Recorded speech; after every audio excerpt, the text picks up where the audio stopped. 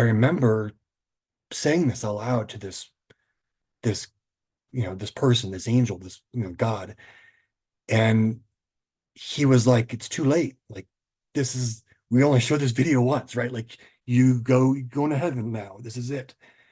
And it's like, no, I have to go back. And I had this confrontation with this person.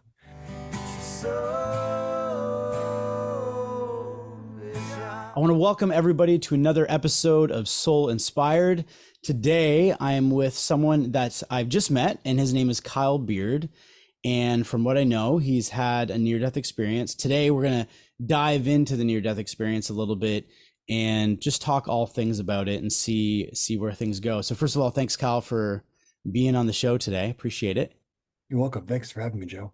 Yeah, so as I mentioned before we talked, before this started, I had seen, I kind of jump into the different forums online of people who've had experiences, and for some reason yours caught my attention, and that's why I reached out to you. And so I'm really appreciative of you coming on.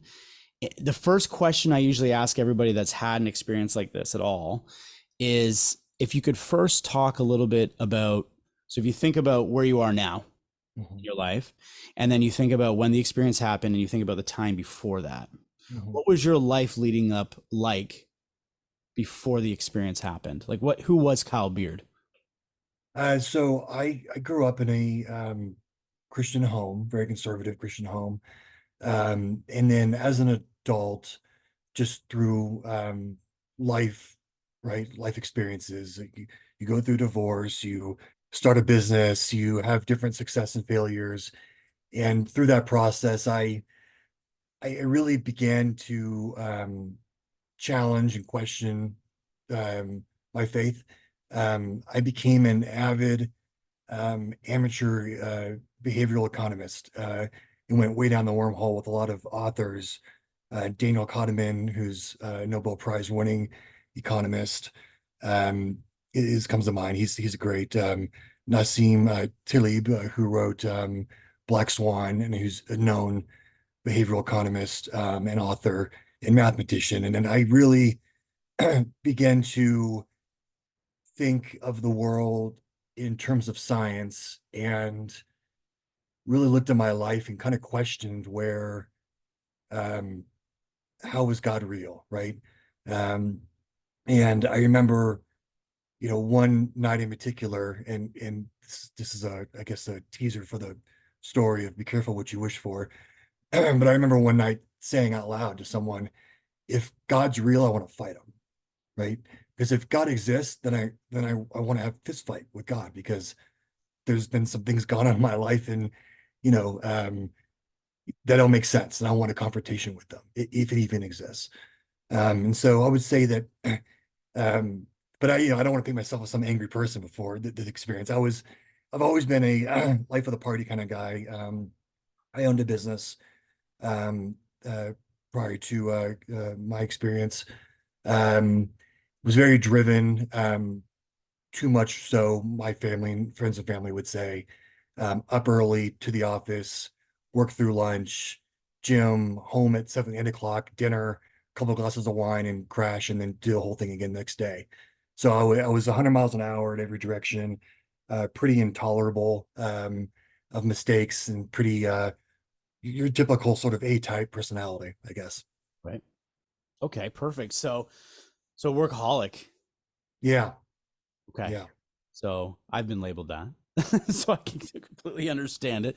Um, I think sometimes it depends on, maybe it could, if you are a workaholic, where is the focus, I guess.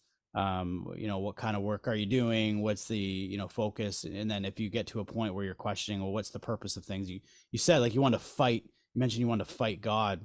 Yeah.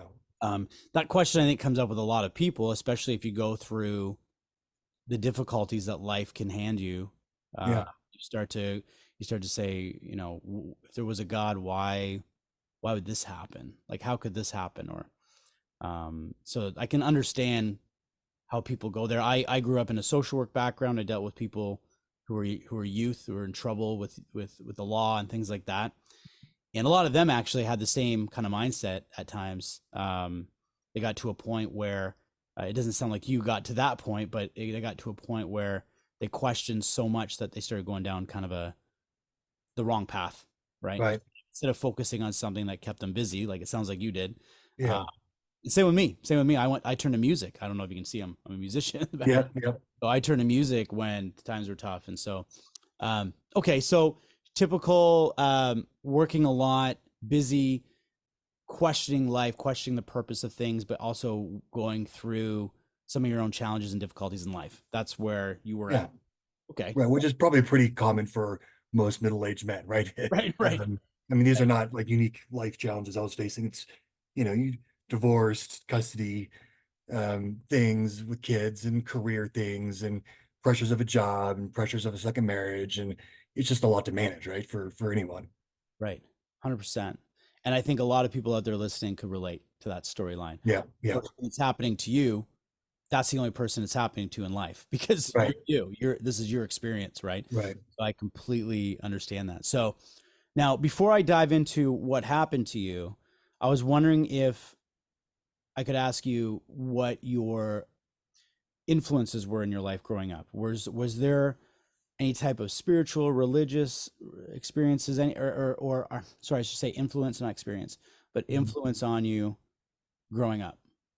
Yeah, certainly. I mean, my parents were and have always been the tether that has kept me, even at my worst moments, kept me connected to my faith. I have a lot of critical things to say about churches and people in churches, and I mean, sinners are everywhere, right? Including the church. But my dad, to me, has always been a model of humility and servitude.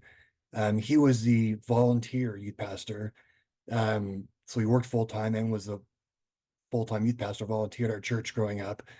And um, throughout that period, I mean, he drove kids to camp on a bus, overnight to Colorado from Phoenix.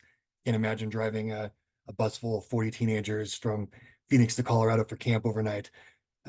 He used to take troubled teens into our home and try to get them back on track, and they would live with us for a couple of months.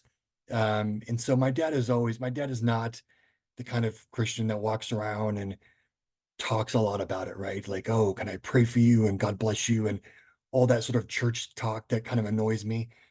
He was always a doer. And both my parents, my mom is also very committed to my dad through a lot of rough times, right? And so I think seeing them and maintaining a close relationship with them all these years has really been one of those things that has been a profound impact on me. Um, other than that, I was a pretty run-of-the-mill kid. I mean, I like sports, I idolized John Elway. That was like my major, sports idol growing up. Um, very into music. I was always just drawn to energy, right? Had a lot of energy as a kid, very ADHD. Um, didn't make good grades, but managed to go through grad school somehow because I just, had this intellectual curiosity. I just wasn't very good at doing the homework and things like that, right? Right. So ended up making it kind of far in my academics, but not because I was like this diligent, study worm or anything like that. But I think definitely my parents, to answer your question, were had it probably the biggest impact on me, growing up and then even now as an adult. Okay. So you grew up, so your father, he was a minister, is that what you said? Yeah, for youth, like for a youth leader. Yep, yep. Full-time engineer though, so he worked as an engineer during the day and aerospace engineer actually. So he was a jack of all trades. Wow. And then in the evenings, spent his volunteer evenings in weekends leading a youth group of, so this is ninth grade to 12th grade church kids, and there was between 30 and 50, 60 of them in any one year. He did it for a decade, I think. It was a long time. So was it normal for you to go to church weekly? Oh yeah. Sunday morning, Sunday school, Sunday church, Sunday night, Wednesday evening. I mean, Thursday, small group, Tuesday, help out with something. I mean, it was Wow. all the time. Okay. Okay. So that's actually really good information because it means that you were around a religion growing up, but it's interesting to hear people's different um, their history, right? Because some people grow up in the church or around Yeah. religion, around faith, around God, and you know, it's interesting that even though you grew up in that, there came a time in your life where you still questioned everything, right? So you had all this Definitely. faith, but you still then eventually questioned it. Whereas I didn't. I had to kind of find my own path at times. So so yeah, so that's really interesting. So okay, so this is going on. Your life is going on. You're working. You're doing your thing. You're going through different. I think you said you had a separation and you remarried, from what I believe you Yeah. said. So, yeah. I was remarried. And was that all happened before the experience? Yeah. Yep. Okay. All right. So let's lead up to the day that the experience happened. So what was going on that day? I don't know. I know up to the point where I was placed into a medically induced coma. Um, I, I, I think the experience maybe took place some space of time after that. So in Labor Day weekend of 2021, um, my wife and I both got sick and discovered that we had COVID, and nobody was worried about it because we were both healthy. I was 41 at the time, she was 39. So there was really no stress or angst about it at all because, I knew the science of it and I knew the odds for people of my age and health, and I had no pre-existing conditions. I was a healthy weight. It worked out a lot. So I really wasn't worried. It passed pretty quickly in her and it kind of lingered in me, and lingered and lingered and lingered. And then I started having some respiratory issues. I went to urgent care and they're like, oh, you'll be fine. It looks like it's a little pneumonia set in, but you'll probably be fine. And um, gave me like home oxygen just to kind of help, overcome it. And it just didn't get better. And then one night, it was September 15th of 2021. I was on home oxygen and I was really struggling to breathe still. My blood oxygen levels had gone down into the 70s and upper 60s, which is major danger zone. So we called the medics and they came in the night. They decided to take me to the hospital as a precaution. And on the way to the hospital, things went downhill pretty quickly. I got to the hospital and they put me in a room. And I remember um, that um, things started going really quick at that point. And I remember the room was filled with people because I was losing oxygen. I couldn't breathe. Um, and they put this machine on my face that pumps air really quickly to try to, it's like a step beyond normal oxygen, but before they ventilate you. And I couldn't, it was even worse. It was because it was pumping air so quickly, I couldn't exhale. And I was having this panic attack and I was trying to pull it off. And I remember my last memory is I remember this doctor looking at me and she's like, Mr. Beard, you have to relax and you have to breathe. But I'm looking at her and I think to myself, I'm looking at a woman who's looking at a person that's dying because the panic on her face was clear. And Right. she's telling me to relax and breathe. And I can see it all over her face that I'm dying in front of this woman. And she knows it. Yeah. And that's my last memory. Everything went black after that. Wow. Okay, so you recognized her reaction to you. Yeah. Yeah. It was a moment of, you just assume, even on my way to the hospital, I'm like, I'll be fine, I'll be fine, I'll be fine. And then there's this moment of like, oh my God, I'm gonna die. Like this is it. This is it. Right. Um, and it was about an hour after that, the hospital called my wife and said, and she just assumed, right? She went back to bed. She assumed I'll get up in a few hours and head to the hospital and he'll be fine and he'll be on oxygen. He'll keep him overnight and then we'll go home. They called her and said that your husband's been placed in a medically induced coma and he's on a ventilator 100%. And we don't know how this is going to go.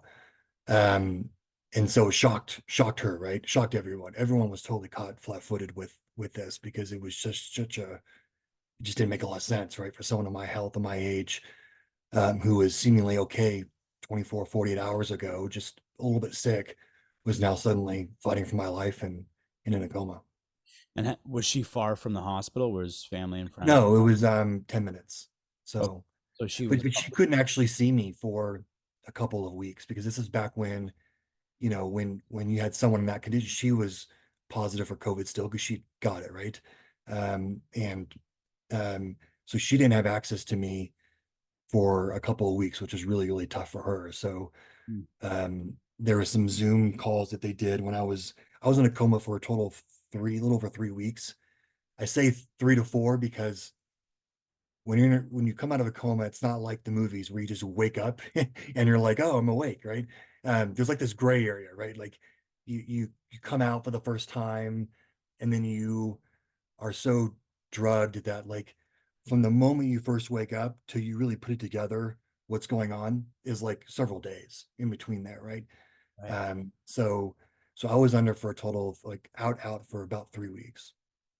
When you had seen the nurse telling you to breathe or you have to calm down, and you thought, "Oh, I could die here. Something's happening." Was there fear, or what? Yeah, So there was fear. I was wondering. I wonder that sometimes, just because you were obviously not in good shape.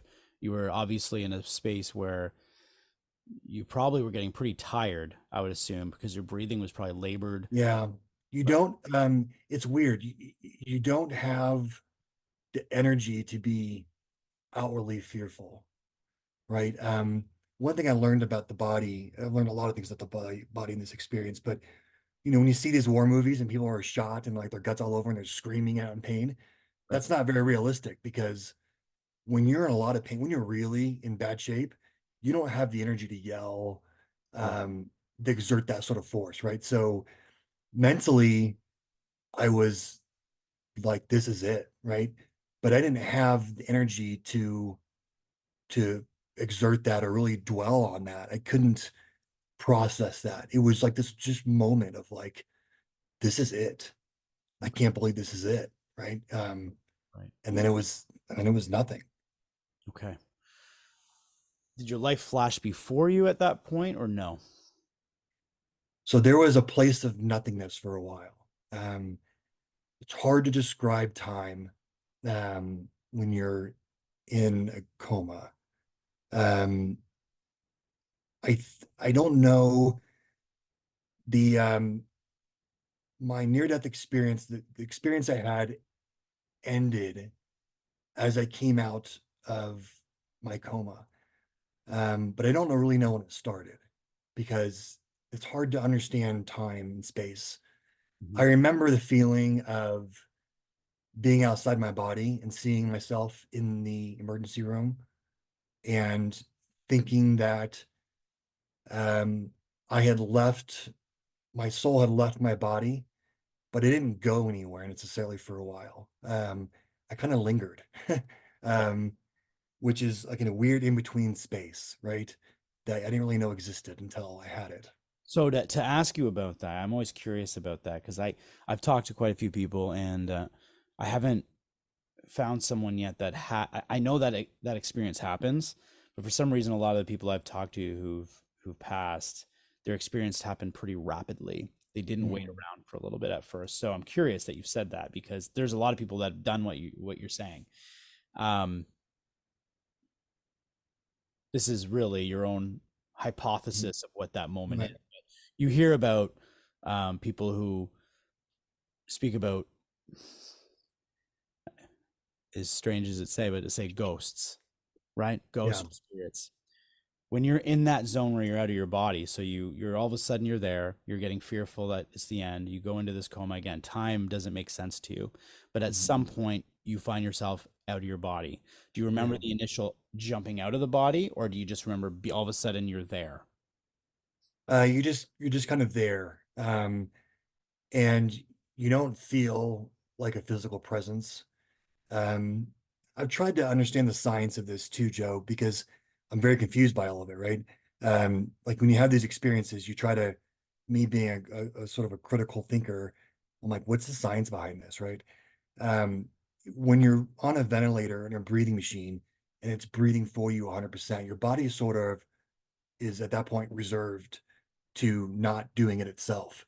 And so I think in many ways, even though I was technically alive, because I was on this life support machine, my body had sort of reserved, it sort of, accepted its fate. And I think that's when I felt like this sort of outsideness that I felt. But I guess because I wasn't all the way dead, I didn't go anywhere. I don't know. It's a bizarre, Yeah. that's a bizarre space I was in. And I lingered there. Like I said, I was in a coma for, I continued to get worse. And um, they reached a point where they were looking for a lung transplant for me because they thought that my lungs had like popped and they had failed, and um, they didn't um, they didn't think that I was going to make it. Like it was I think at the worst they said 50-50 kind of thing to my family, but they said if he does live, he probably won't live a normal life. We don't know the Kyle that will come back even if he lives. Well, Um, and they were trying to pull me out of coma, and they really were struggling with it because my body was so anxious and so reactive. When they would try to pull me out, my heart rate would jump up to like 200. I would almost code out and die. And so um, they were really struggling to pull me out and try to stand me up and try to get me, not physically stand me up, but just try to stand my lungs up and get me to start breathing some on my own. But every time they tried, my body would just sort of come unraveled on itself. And it was a very touch and go period for several weeks. when you talk about it like that and you talk about being out of the body, it makes the body feel so much like a vehicle. Yeah. Yeah. Like it seemed like your vehicle had had enough. It was shutting down. It was Yeah. just it didn't want to perform. It didn't want to turn on. And if it turned on, it was just gonna overheat. Like, you know what I Yeah. mean? That's the way you kind of make it describe, even the way you describe it, because I think because you've experienced something outside of your body, even the way you talk about your body, um, who's the person saying your body, right? You're talking Right. from a different place. I don't know if you understand what I'm saying, but No, I do. It's yeah, you completely, they're like there's other dimensions, right? I have an appreciation for now that, I mean, your soul is completely distinctly different than your body. right, Um, right. that's for sure. And um, it all kind of, so that where it really culminated, where I feel like the near-death experience really happened was there was this point in that nothingness period where I was walked into this like theater, like an IMAX theater room is the best way I can describe it. But the screen was larger than life. Like it filled my field of vision. Um, and there were like two chairs in there.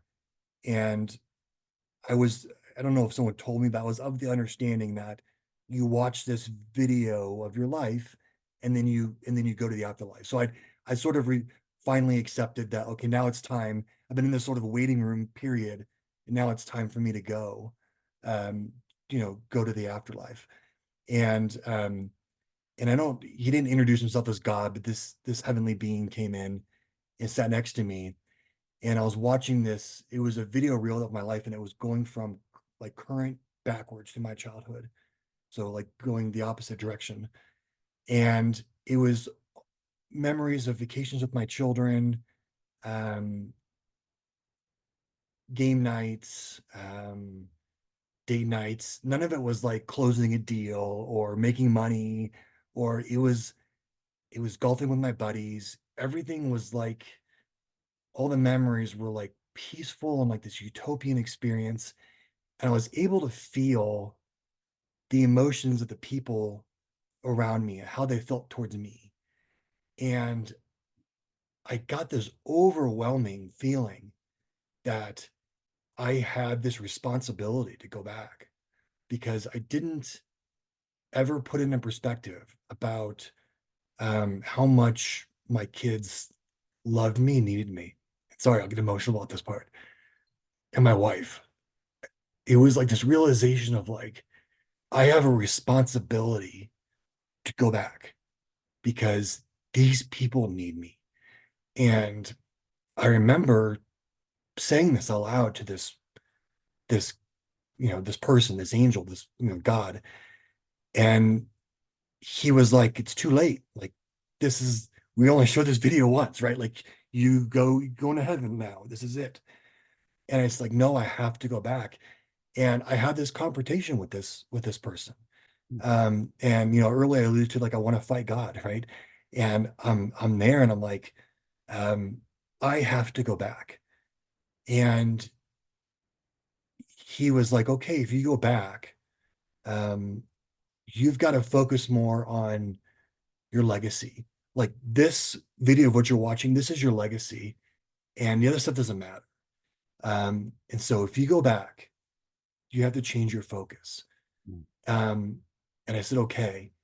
And it was at that moment that, well, so I'll pause right there. So what was happening in real life, okay, at this time was I told you they were struggling to pull me out of my coma. And this nurse came in who was from Africa. She's an African national woman, I think Nigeria. And she asked my wife if she could lay hands on me and pray for me.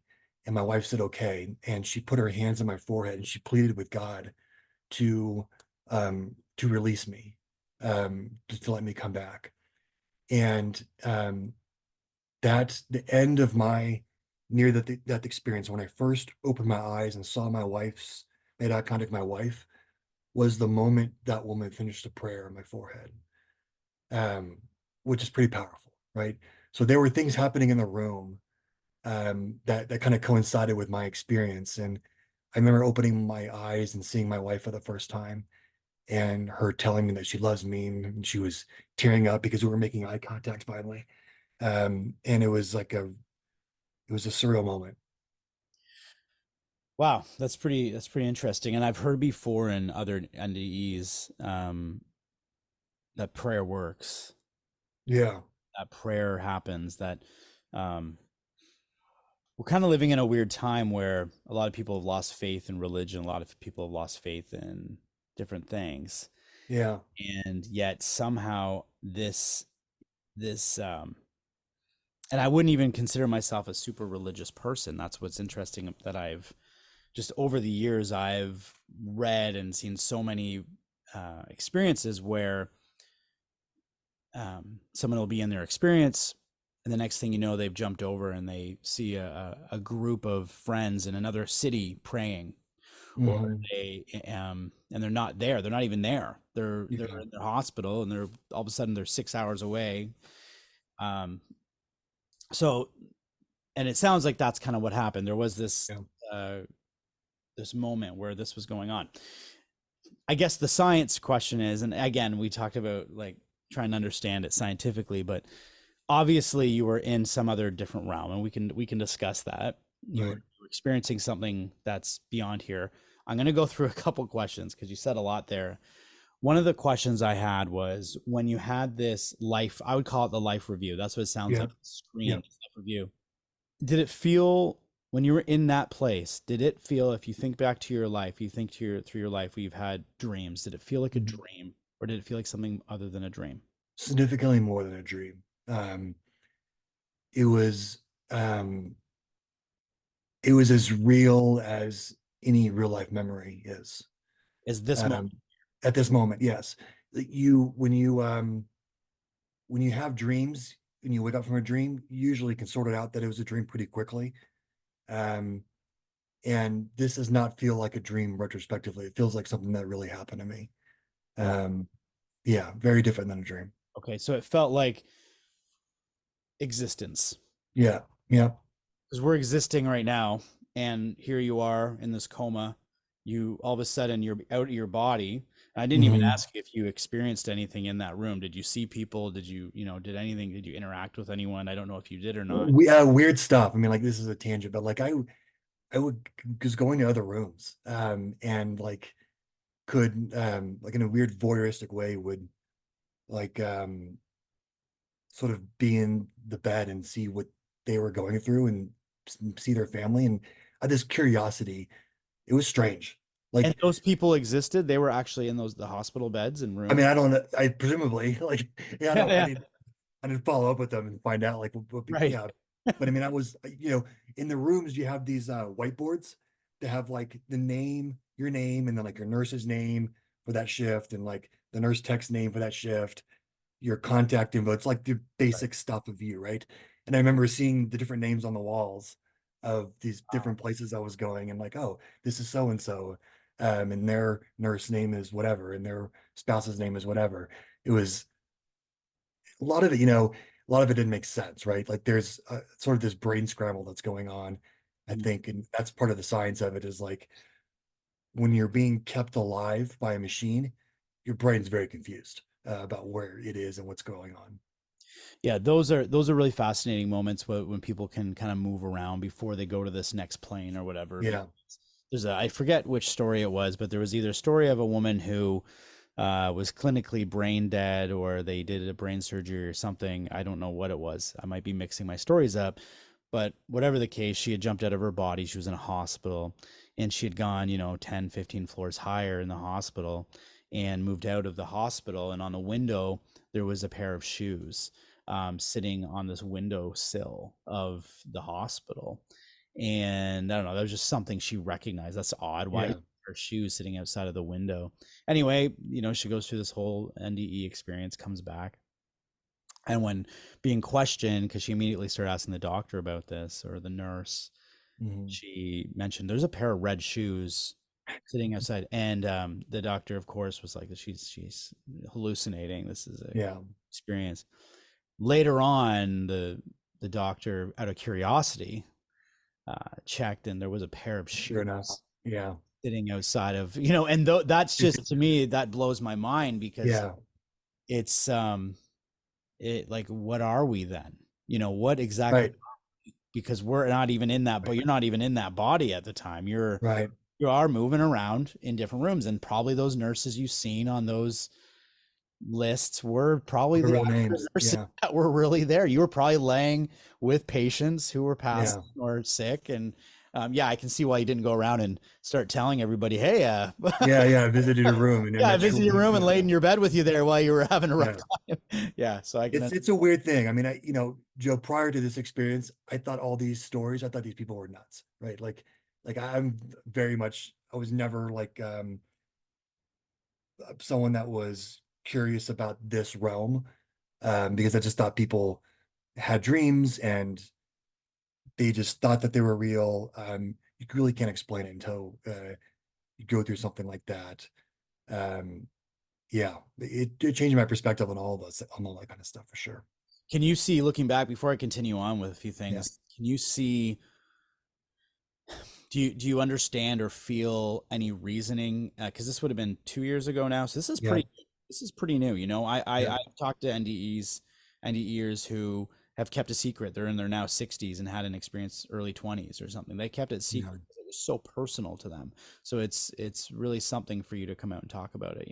I got to commend you for that, because a lot of people hold on to it and don't want to share that. But I just think it's so important for certain people to hear this type of information, yeah, especially if they're kind of, the one thing you had mentioned about is your focus, mhm, being having to shift. And if yeah, you think back before the NDE, I'm not saying you caused your own death or you caused right, your own close death, but can you look back now and see why this experience would have happened to you?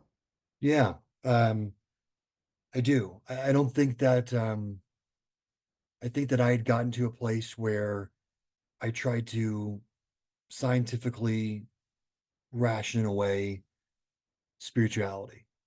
And everything could be explained through science and behavioral economics. And I got really into false memories. I was fascinated by people that have false memories where their brain thinks it really happened, but it actually never happened to them. Um, and, I kind of was like, man, human brains are so flawed that you really can't believe anybody that thinks anything. I mean, this is all really a crapshoot, life. Um, and so yeah, it changed my perspective. I mean, there's parts of it, and I think, Joe, that one thing that stands out to me about it is God didn't allow me to forget what happened. Going back to, when I said I wanted to fight God, there's this passage in Genesis where Jacob fights God. And Jacob was, I feel like I had a lot in common with Jacob. He was, um, if you read the life of Jacob in the Bible, he was on the run. He had a lot of anxiety. He had a lot of drama in his life. And there was one night where Jacob wrestled with God, and God came to him, or an angel came to him, and Jacob demanded to be blessed, and the angel said no.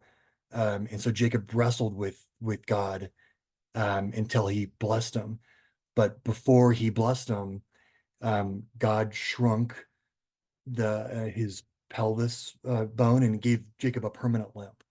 Um, and One thing that became evident as I went through the long recovery, which is a whole other story, is that I had developed nerve damage in my left foot because I was in a prone position for so long that my left foot has permanent nerve damage that'll never repair, and my left foot feels like it's asleep all the time.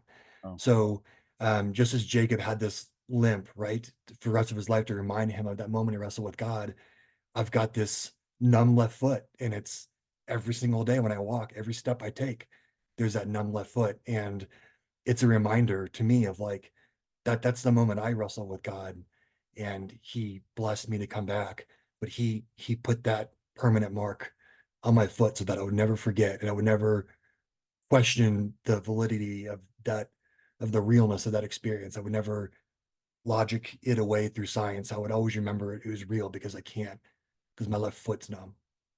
because it seems like that's who you are. You're someone who is very fact driven. You need to really be Yeah, convinced of something, or it needs to be scientifically proven to exist.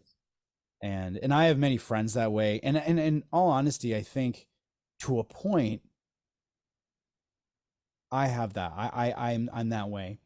I think where I went different is growing up, I found this drive and love for the arts and music. And when I Hmm. started writing songs, I had no idea where they were coming from. And I thought, Hmm. God, I'd love to take credit for this, but I have no idea what I'm doing right now. I have no idea how this is so easy. I have no Yeah. idea. So that is what I wrestled with, because I Hmm. thought if this was really all just me, Right. I should have the answer. Creativity is inspired, right? It's not scientific for Right. sure. Um, Absolutely. So you did, in all intents and purposes, have a life review. You had a life, yeah. and when you saw this life review, were you really experiencing those moments, or just watching it like you would watch a movie? Do you remember that? Um, it was, I mean, both. I was seeing it on this screen, but I was experiencing it in the sense that I felt the emotion of the people in that.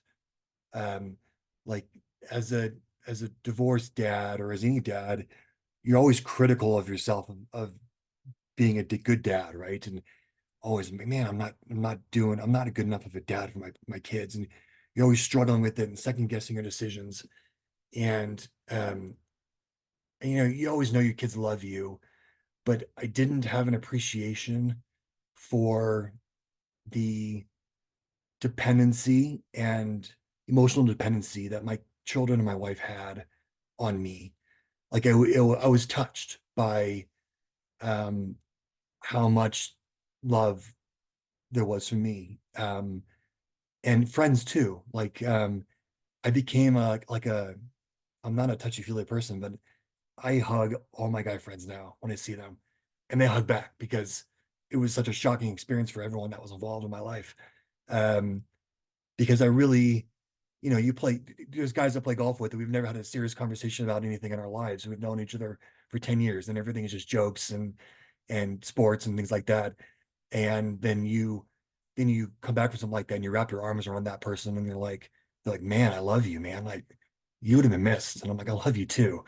And so it really put all that in perspective. Wow.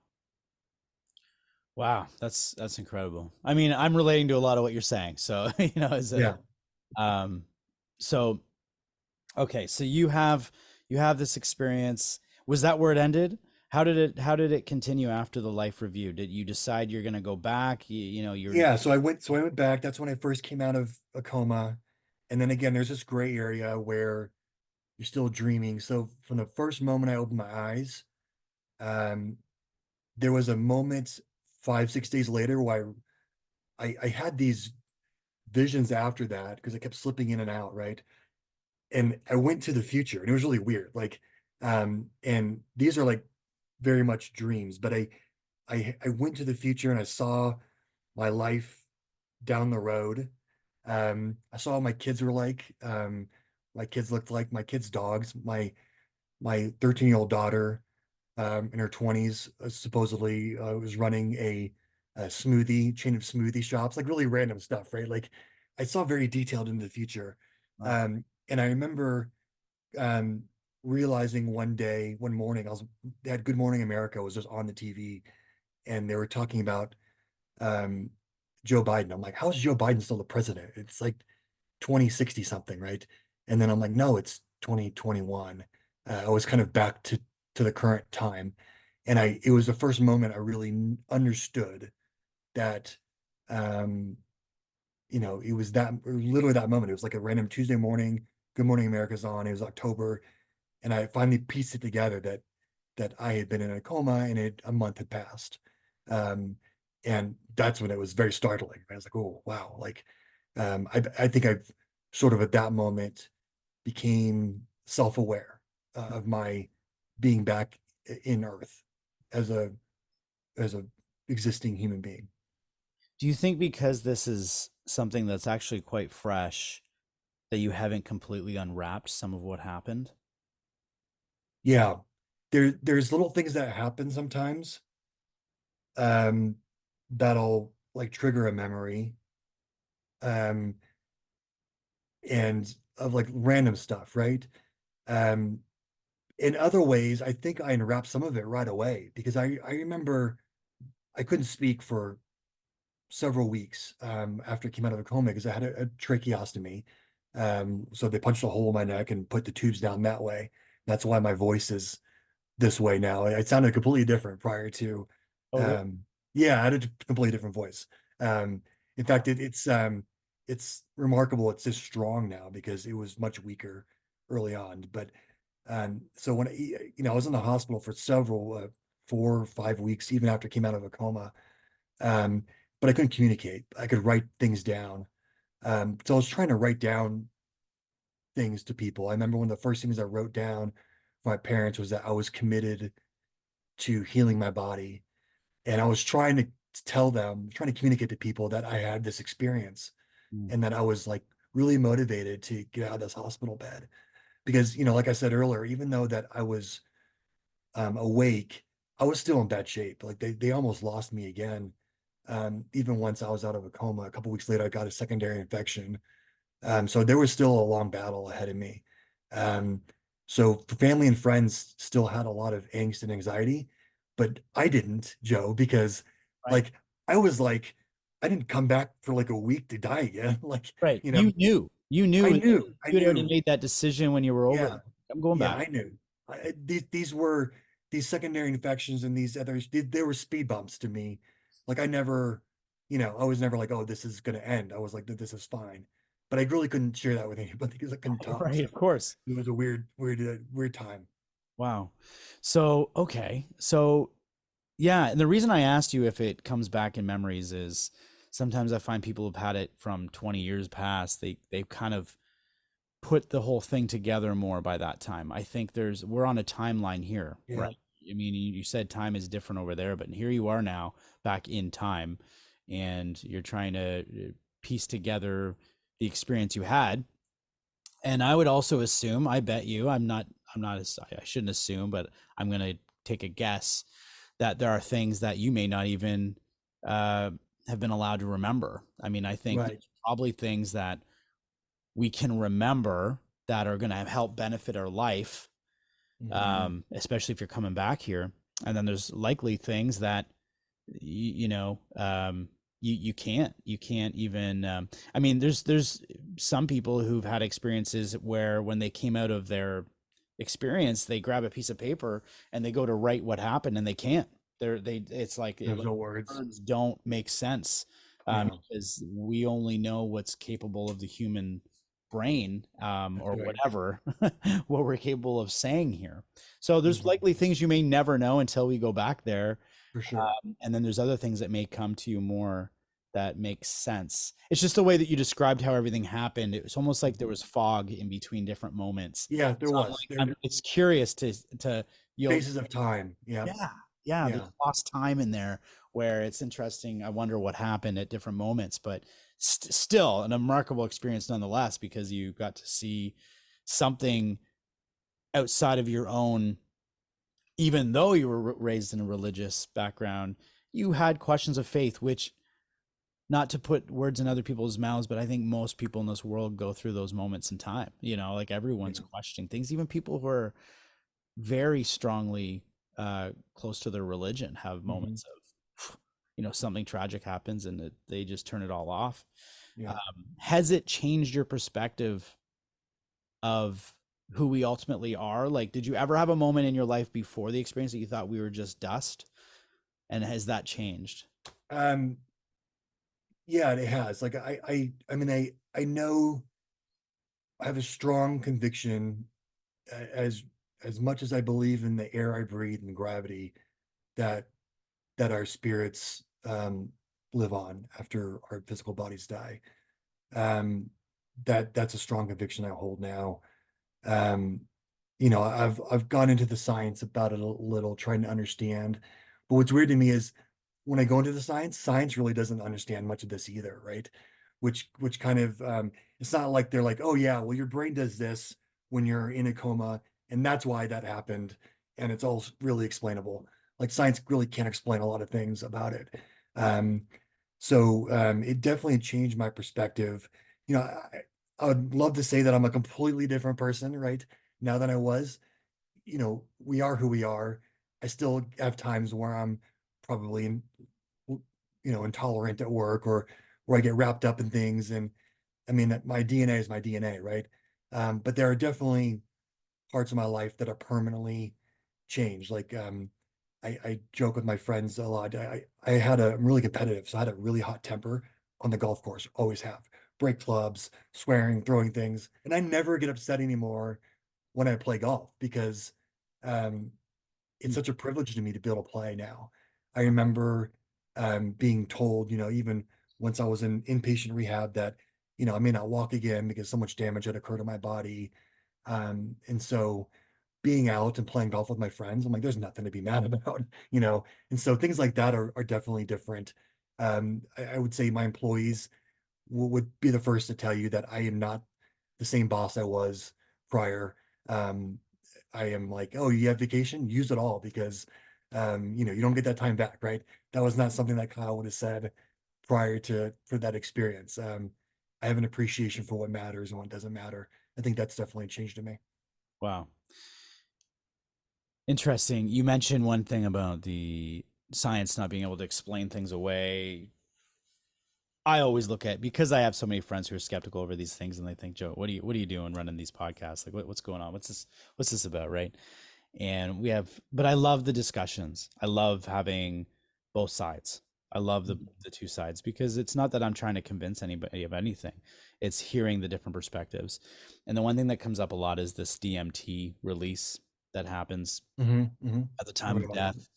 And there's been scientists that have ignited experiences in people by, I guess, putting DMT more into their system, and they create this out of body experience.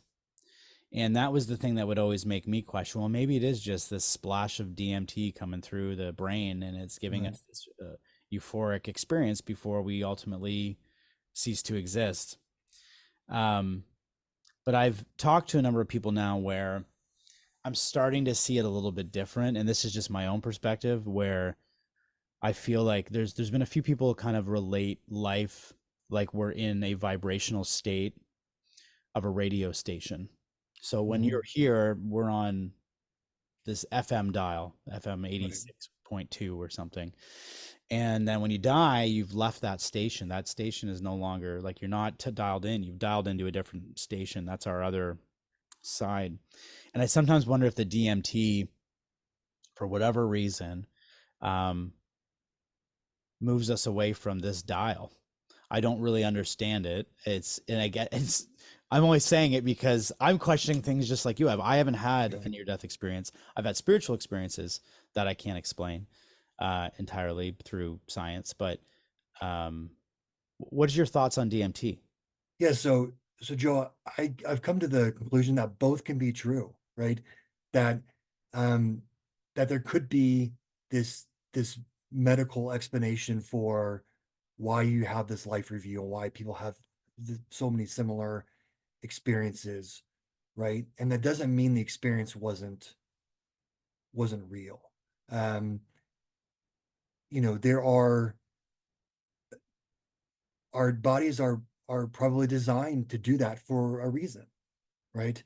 Um, so, I think that when I realized that this experience was common amongst other people, because I had never the whole life review thing, I never heard that term until a year after this happened. I started like researching this. I'm like, oh, this has happened to a lot of other people. And so, it doesn't change. Like, I think it's probably true that science can simulate these things by putting your body in different circumstances. And I'm like, okay, so what, right? Like, our bodies are designed, like, to me, it even makes it more real. Like, wow, our bodies are designed to do this to us before we die for a reason, right? I mean, why, what would be the purpose of having that sort of dump of emotion before you die, Right. other than it was designed to do so for a reason? Right. And then when I get down that rabbit hole of thinking it being just the DMT though, then all the questions start coming up though. How did I know Yeah, that my Aunt Susie was crying in Colorado while I was dying? How yeah, did I know my daughter was going to open a smoothie chain? yeah, yeah, What? yeah, So those are the parts where once you sit with someone who's scientific driven, they get a little bit okay. It kind of stonewalls that moment yeah, because um it could be a mix of both. It could be that our body releases that chemical so that we have a euphoric experience before that spirit moves into the next realm. You right. mentioned that you believe now that there's other layers. I never heard of layers until I started doing this podcast um of reality. And Hmm. this keeps coming up. I've had people, I had a woman who really amazing episode where she didn't even die. Her brother had passed and she was driving, and the next moment she's with her brother in this other realm. Hmm. And she's still driving here. She's Yeah. still driving here, but she's not here. And she's with him. And he's saying, I'm okay. I wanted to say goodbye. Mhm. And she's like in outer space. And she's like, what is this? Next thing you know, she looks out and sees all these layers of existence that she's like, oh, can I go to those? And he's like, nope. Like, you're Yeah. still there. Like, it Yeah. exists, but you're not ready for that. It Yeah. makes the hair on my arms go up talking about stuff like that because you go, what is that? And why is Yeah. everyone else experiencing the same thing? Those are so for someone who's science driven, someone who wants Yeah. proof, it's those things that we need to be concentrating on is the similarities. Right. Yes, there is differences, but there's a lot of things that have a common theme that keep Yep. coming up. And I've only done 14 episodes into this podcast, talked to maybe 8 or 9 people with NDEs, and I'm already seeing these commonalities. So anyway, I don't know if you want to speak on that or not, but Yeah. No, it like I said, I didn't know anything about this topic right before I had the experience, and it gave me chills seeing that, like, the term life review. I'm like, wow, this is an actual term that exists, and this is very common. My experience is very common, which to me doesn't cheapen it. It validates it, right? It's like this is something that happens to people um, when their body thinks it's dying, right? And why is that, right? And what is unique about each of those experiences that impacts our lives? And I can't wait to find out people that actually do die, if they have the same, in the afterlife, what their, you're hearing about my near-death experience. I want to hear about their actual death experience, right? Right. Did they have these same things but then they actually went right to the afterlife?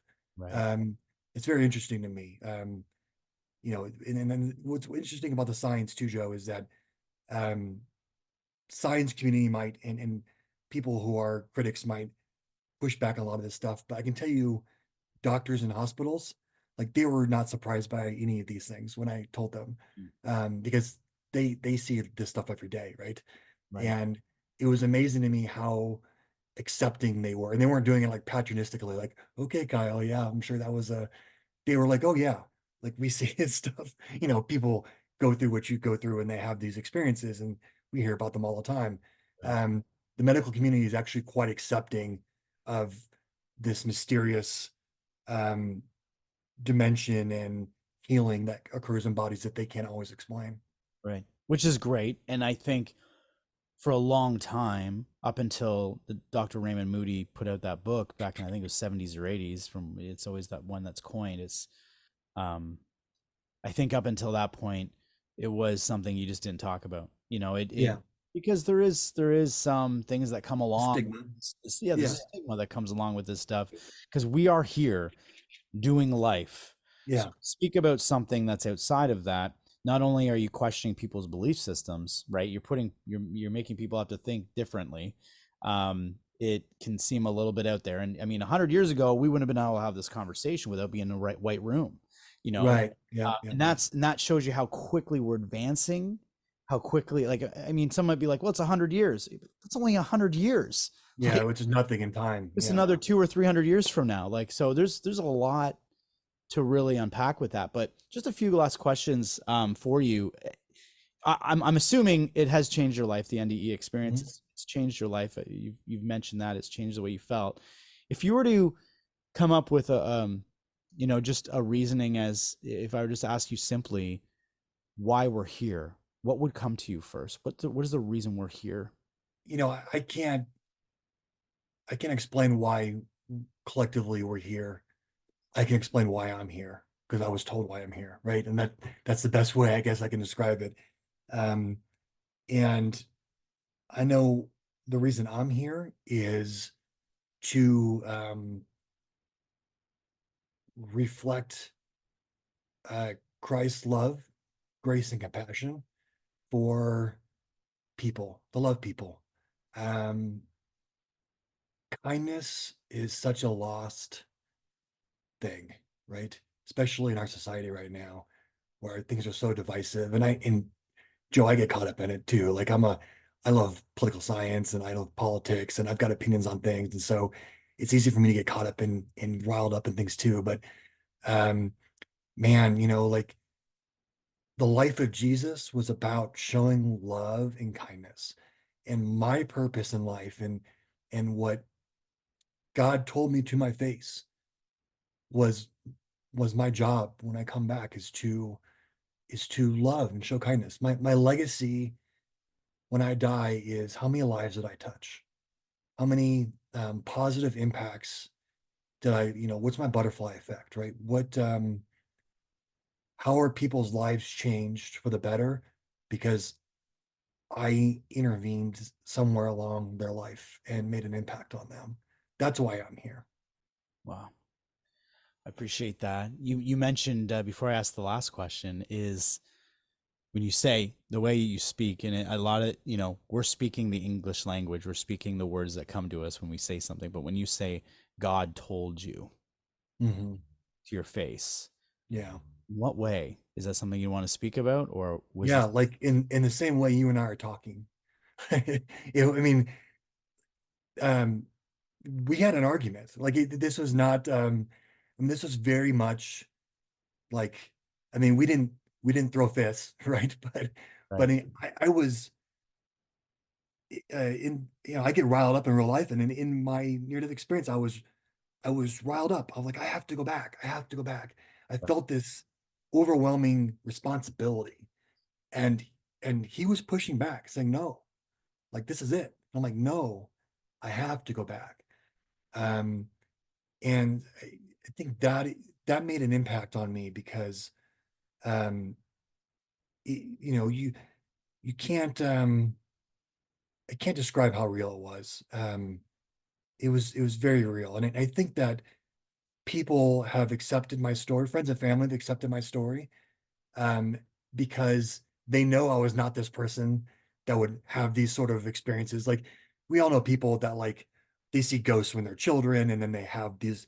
There's always something strange about them, right? And so like, oh, they had a near-death experience to talk to God. Of course they did because they've been weird their whole life, right? Um, but Right. like for me, to say these things as very as matter of fact, knowing sort of the prognosticator I was in life, I think makes people believe it because they're like, I mean, this clearly happened to him, you know, whether it really happened or not, it's his experience, right? That's why I always leave it with people is you can choose to not believe what happened to me was real and that it was just a dream and that it was like this brain dump of chemicals mixed with my childhood, how I was raised, mixed with my worldview, and it was just this culmination of things. And I would say, fine, that's probably true, but it's still an experience that happened to me and it impacted my life. So if I now live my life focused on showing love and kindness to people and touching people and more awareness of the impact I leave on people, then what's the harm, right? Who cares if science can explain it away? It's Right. still a positive experience that happened in my life that is going to pay dividends to other people's lives. Yeah. And it's okay if others think that, and you Yeah, and what you feel is true or real is true right. to you. And you Yeah, know, and like you say, I mean, you're not here to shove that down anyone's throat. right. You're just you know though. It's my story, happened to me, and Yeah. here's how I feel about things What now. So what did God look like? Was it just the spiritual being you had seen? yeah, I, I keep using the pronoun he, but there was no like he or she. Like it was just like this existence. There was no face. Um, I don't have a memory of like eyes, a nose, and a mouth. I just have a memory of a the presence of a being.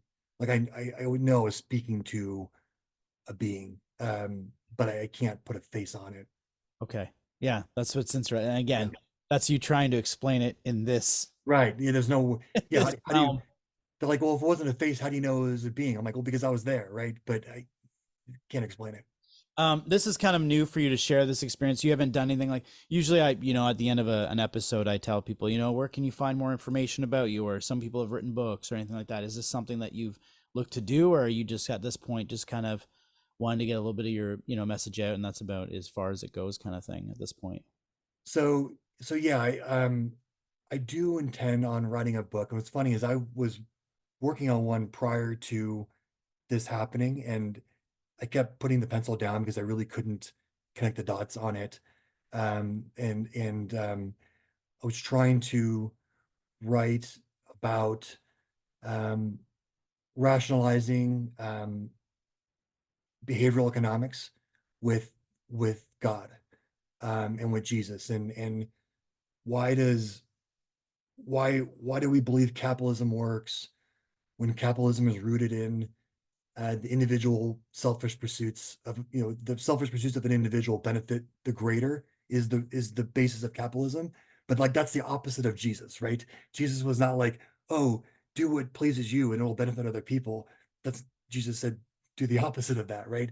And so reconciling that has always been something I've tried to write about, but I couldn't connect the dots because I was really struggling to accept one or the other and not marry the two. And I think that having gone through this now, I have a clearer perspective, and I do plan to write about it. But like I think I mentioned to you before we started, I hadn't done any of these podcasts or anything because I really didn't. I tried to steer away from like. And I think I mentioned some people reached out to me. They were like paranormal podcast or ghost podcast, and I really didn't want anything involved in that because I was trying not to make my experience like this ghostly, you know, interesting thing. I want it to be an inspiration to people to live lives that are loving and kindness and show grace and compassion towards other people. That's really what this is all about. Well, that's what Soul Inspired is all about, is inspiration. I do get all kinds of different types of topics that we talk about, but it isn't just driven in one area in specific. So I can understand what you're Yeah. saying. I do think though that your story will go a long way. It would be fascinating to see if you do write something. Just as a, from my own perspective of talking to different people, the one thing that you bring to the table a little bit different is who you were before the experience, your your more analytical mindset Hmm. towards the scientific side of things. And as a coach myself in music, I deal with all different personality types. And it's the same thing when I teach music. Is the more analytical people, we really need to dive in a little bit more as to the whys and the Yeah. hows. And Hmm. whereas the more people who are more non-analytical, they're more just creative. It's just feel. It's just like we're the hippies of the world. I Yeah. like to say I'm a little bit of a hybrid of the two. I probably lean more in the hippie world, but being someone who's a entrepreneur myself, someone who's a leader, that a lot of times comes from have that other side, that more Right. analytical side, that more um, proven driven side. So I just Mhm. think that your story is interesting because you come from that. So if there was anyone that needed to contact you, what's the best way to contact you? So I do want to be a resource to people. Like, one of the things that I feel strongly about coming out was um, to actually be available to people. Even going back as far as when I was in physical therapy, um, going up to people who are struggling with physical therapy because it's really hard. How to learn to walk again. You could do a whole other podcast about the physical challenges I had through recovering and how difficult it was. And I would go share my story with people who are struggling, and I would watch them tear up, and then I would watch them try harder, and I'd watch them progress in rehab because my story motivated them, and that was very empowering. And so I want to maintain that. So yes, if there are people that have questions or are interested to know more, I'm happy to talk with people about this, and I'm an open book about it, right? Because if I wasn't, then I would be doing the opposite of what I was told to do.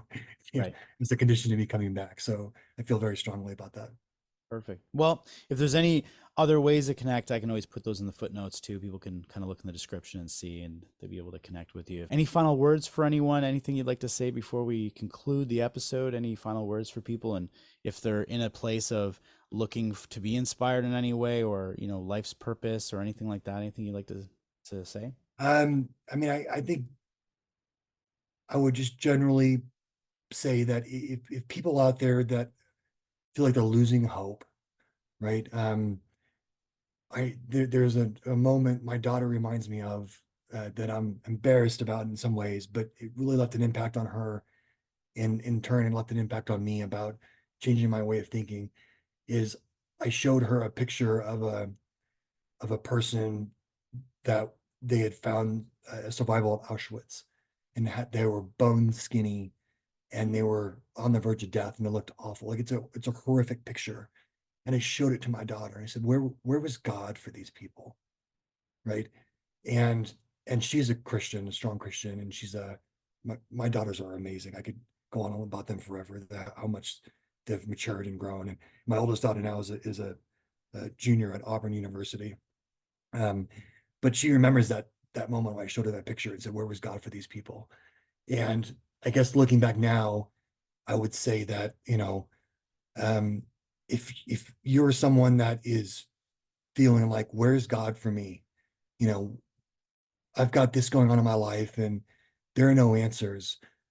All I can tell you is that, look, the world is an evil, dark place, and human beings are the worst of us are awful. And that's not God's fault, right? We live in our society, fall of man. We have this nature that is an evil in us, right? And there's been a lot of awful things that have happened in this world because of it, things that don't make a lot of sense. But what I would tell people who are in that place is to challenge themselves to rewire their brains to think more positively. Seek out positive thinking because the brain is so powerful, and science has proven that. I mean, the way a mind can shape and change its actual physical wiring is amazing. And if you are desperate and in a dark place, run to the light, run, seek out things that will have a positive impact on you, and dedicate yourself to it like you would going to the gym, because it will change your way of thinking. And I believe that God will make an impact on those people, and will his voice will reach them, and they can turn it around no matter how bad things get. Life can get better. I love that. I appreciate you coming on today and sharing your story. It's been really, again, I always say at the beginning of the podcast, I always say, you know, I'm going to ask these questions. They're going to go in different directions. I never know what to expect. That's one of the things I love about not binge watching people before their information. Yeah. You're kind of new because you haven't really shared your story Yeah, much. there's not much out there about me, so you could It's try mostly just to. Yeah. it's mostly your family and friends that know about your Yeah. story, and you know what, and sometimes that's a big enough ripple effect, you know what I mean, but um you know, you don't have to get to this colossal place where you're sharing it to multi-millions of people, because the small ripple effect is just as big as the biggest, right? That's So right. there could be 4 people that watch this that it impacts. So I appreciate you being on here. In saying that, I do want to say to the followers of Soul Inspired, thanks for subscribing. Make sure you do subscribe if you haven't subscribed. Share, like it, share the stories with everybody, because it's really about getting the message out there. And so thanks again, Kyle, for being here. And Thanks, Joe. It was a pleasure. It was fun. I Thanks appreciate for you. giving me the platform to share my story. Hey, everybody, thanks again for subscribing. If you haven't yet, please make sure you hit on the subscribe button so we can bring you more content on inspiring stories to you. If you want to contact Kyle Beard, he can be contacted at author.kyle.beard@gmail.com. Again, we thank Kyle for being here with us today, and I will see you next time on the next episode of Soul Inspired.